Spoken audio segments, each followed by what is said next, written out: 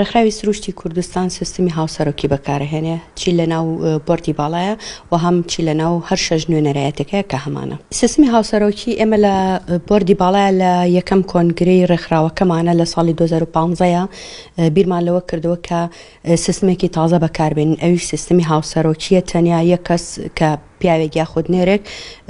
سەرۆکی ڕێکخراوێک نەبێت. و لە نێو ڕێکخراوەکانی باشووری کوردستاندا ڕێکخراوە ژینگەیەکان هەڵبەتە قسەی لەسەرەکەم یەکەم ڕێکخراوی ژینگەین لە باشووری کوردستانە کە ئێمە سیستمی هاوسەرۆکی بەکارهێنین و لە کۆنگرەی دووەمی ساڵی 2018دا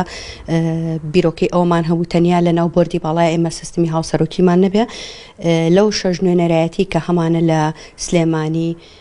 هەولێر، گەرمیان، هەڵەبجە، ڕاپەڕین هەر شەژ نوێنەرایەتەکەی کە هەمانە سیستمی هاوسەرۆکیمان هەبێت ئەویش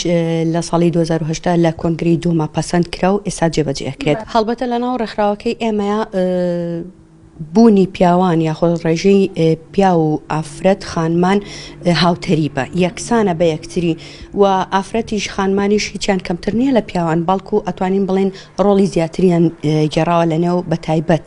بواری ژینگەیە. بۆیە ئێمەش ئەو بیرۆکەیەمان هەبوو تاکو زیاتر پارەی پێ بدەن، نەک تەنیا ڕێکخراوی ئێمە خودت خانمەکانی کە لەناو ڕێکخراوەکەی ئێمە ئەو کارە ئەکەن، بەڵکو خانمانی دیکە ڕێکخراوەکانی دیکە بتوانن چاو لە ڕێکخراوی ئێمە بکەن و ئەو سیستمە بەکاربێنن، چونکە سیستمێکی زۆر باشە، خانمان زیاتر بەتاکید سەرکەوتووترە تۆ لەکوێ یەک کەس ڕێنماییت کە لەکوێ دوو کەس بێت. بەڕای ئێمە بەڕای ڕێکخراوەکەی ئێمە ئەوە پەخستنی خانمانە لە ناو کارەکەیە، دوورخستنەوەی خانمانە لە ئەو خۆبەڕێوەبردنە یاخود دروستبوونی ئافرەتە لە ناو کۆمەڵگایە. ئەتوانی بڵێ زیاتر ئافرەت بەرەو پێشەبە، خانمان بەرەو پێشتر ئەبە، وای لێ ئەکات کە لە هەموو کیانەکان لە هەموو کایەکانە ئەبینرێت و کار ئەکات، کە مەشتێکی زۆر باشە بەڕای ئێمە بەخستنی ئەو پرۆسەیە دوورخستنەوەی خانمانە لە کایە سیاسیەکان، لە لایەنە ڕێکخراوەیەکان، لە پیشەکان، ئەوە شتێکی زۆر خراپە بێت. سیستەمی هاوسەرۆکایەتی چارەسەرێکی زۆر گرنگە بۆ چارەسەرکردنی هەموو ئەو کەم و کورتیانەی کە سیستەمی سیاسی کلاسیک بوونی هەیە. ئێمە دەزانیکەوە کۆمەڵ ئەحزابی کوردی هەیە و هەموو ئەو سیستەمە بڵین بنەمای دروستبوونی ئەو حیزبە تێدا کە کاری تێئەکا هەموو خاوەن کەم و کورتێکی زۆرە، بەڵام سیستەمی هاوسەرۆکایەتی هات چارەسەری هەموو کێشانەی کرد. طبعاً بوونی ئەم سیستەمە لە دەرئەنجامی هەموو ئەو خاڵە کاڵ و کورچانە دێک کە حیزبەکان لە مروری زەمن لە مێژووی کوردایەتیە پەیڕەویان کردووە. بۆچی ئێمە هاتی سیستەمی هاوسەرۆکایەتی بە چارەسەردا ئەنین؟ چونکە تیایدا ژن ڕۆڵێکی کارە ئەبینێ. ئێمە دەزانین بۆ ئەوەی کۆمەڵگایەکی دیموکراتیت دەسەڵاتێک نەتەوەیەکی دیموکراتیت دروست ببێ، پێویستە ژن تیایدا خاوەن ماف بێ، وەکو مرۆڤ تەماشا بکرێن، نەک وەکو کەسێکی پلەدوو. لە سیستەمی هاوسەرۆکایەتیە ژن یاخود ئەتوانین بڵێ لە سیستەمی هاوسەرۆکایەتیە سیاست مەیدانێکە کە تێیدا هەم ژن ڕۆڵ و کارای خۆی ئەبینێ بە بەرگی ژنێتی خۆیەوە، هەم پیاوانیش بە هەمان شێوە دەتوانن پەیڕەوی توانە و هێزی خۆیان بکەن لەو مەیدانە و پێکەوە ئەتوانن کەوا کاروباری وڵات بەڕێوە بەرن. لەبەرەوەی پارتێکی کلاسیکە و پارتە کلاسیکەکان هیچ کاتێک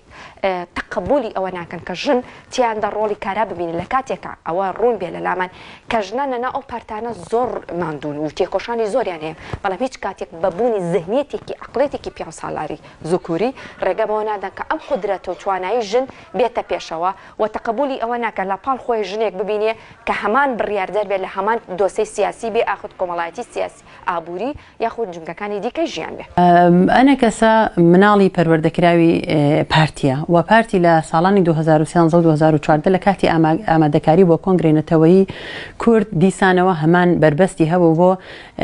قبول نەکردنی سیستەمی هاوسەرۆکایەتی. ئێمە نیشانمانەدا کە عەقڵێتێکی تاک ڕەگەزی، عەقڵێتێکی ڕەگەزگەرایی، ئەتوانم بڵێم پیاوسالاری زاڵە بەسەر پارتی دیموکراتی کوردستان و هەموو هەموو ئەو حزب و حیزبۆچکانەی کە بەرهەمی پەروەردەی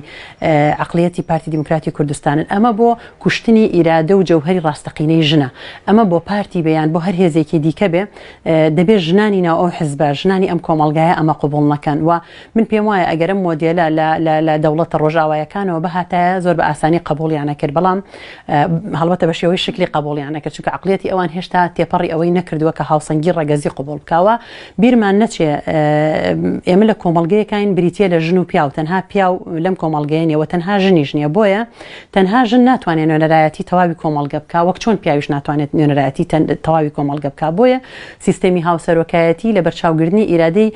ژنانی تەواوی کۆمەڵگەی و ئەمە نوێنەرایەتیە کاتێک کە تۆ هاوسەرۆکایەتەکەی نوێنەرایەتی تەواوی کۆمەڵگە ئەەکەی کە پێک دێ لە هەردوو ڕەگەزەکەەوە هیچ ڕەگەزێ ناتوانێت گوزارە لە تەواوی کۆمەڵگا بکە من بە دڵنیایە ئەمە ئەو پەیامە بدەم لە باشووری کوردستاندا هەتاوەکو ژنان بە حیزبەکانیان بە ڕێکخراوەکانیان بە سەرکردەکانیان نەڵێن نا و نەیانەوێ شەڕی ئیرادە بکەن هەڵبەتە مەبەستم ململانەی دیموکراتیە بۆ دیموکراتیزە بوون بێگومان هیچ کاتێک ڕەوشی ژن لەم ئاستە باشتر نابێت لە باشووری کوردستان کە هەیە بۆیە ئەو چالاکی و ئەو میتینگ و ئەو سیمینار و کۆنفرانساتانەی کە لە باشووری کوردستان بە تایبەتی ژنانی نزیکی دەسەڵات بەڕێوە ئەبن با هیچ گومانیان لەوە نەبێ ئەم جۆرە چالاکیانە ناتوانێت گۆڕانکاری دروستکە لە باشووری کوردستانە بەڵگو ئەبێ شەڕی سیستەمی هاوسەرۆکایەتی شەڕی سەپاندنی ئیرادەی ژن یاخود بەرقەرارکردنی ئیرادەی ژن جەوهەری ڕاستەقینەی ژن بوون لە ناو هێز و لایەنە سیاسیەکان و حتا ئیدارەدان و پەرلەمان و هەموو کایە و دەستگاکانی ئەم هەرێمەیە پێویستە بکرێن